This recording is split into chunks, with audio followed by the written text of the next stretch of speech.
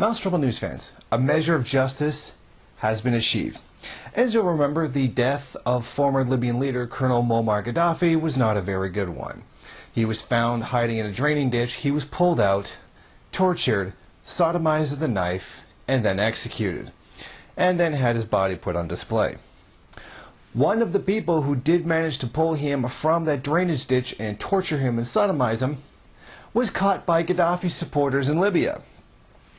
And that man was captured, tortured, and then killed.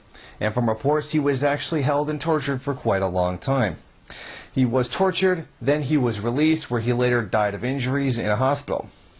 Now, his name was Sanaban, who was flown to France, but he died of his injuries on Tuesday.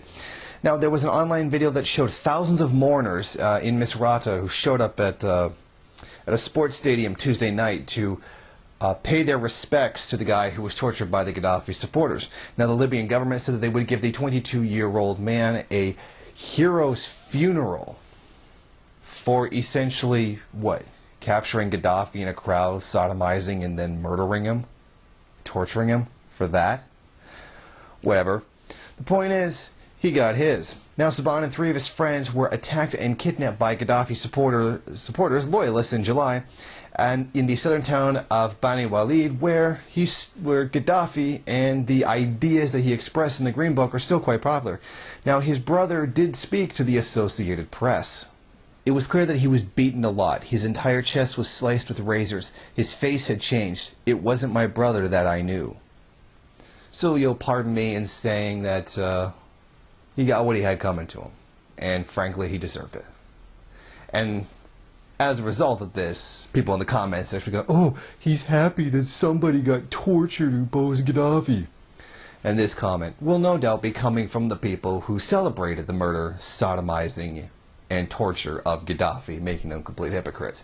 This will also be from the same people that supported the NATO invasion of Libya that's killed upwards of 30,000 people, and God knows how many since then who have died as a result of a lack of access to basic resources.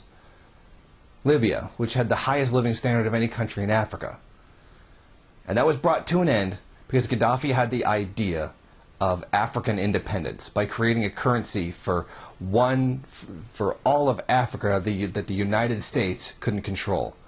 This because he decided that, hey, we could trade our oil for gold instead of US dollars. So let me just say, he actually deserved it quite a lot. This man, who was captured by the Gaddafi supporters, who was tortured and murdered, had it coming.